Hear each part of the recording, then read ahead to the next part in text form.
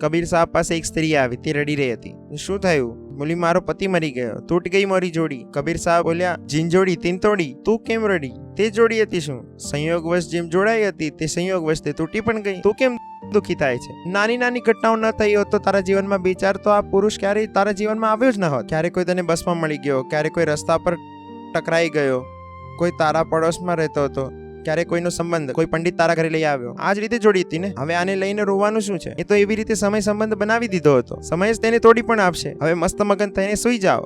જે તમારું છે તે તમારાથી ક્યારેય છીનવાશે નહીં. બાકીનું બધું કચરો છે. તમે તેને લઈને કેમ ચિંતા કરો છો? તમારી પાસે કંઈ એવું નથી જે તમારું હોય, અને જે તમારું છે તે હિંમત કોઈની નથી કે છીનવી જાય. સૂત્ર આ સમજો કે જે છીનવાતું હોય છે તે તમારું છે જ નહીં. સૂત્ર આ સમજો કે જેના રક્ષણ માટે તમારે ચિંતિત થવું પડે તે રક્ષણના લાયક જ નથી. જેને બચાવવાનો પ્રયત્ન કરતા તેમને રાત રાત નીંદર ગુમાવવી પડે, એ આ લાયક જ નથી કે તેને બચાવવામાં આવે. અને આ લાયક છે કે તેને બચાવવામાં આવે. તેને બચાવવાની જરૂર નથી, તે બચી જ ગયું છે.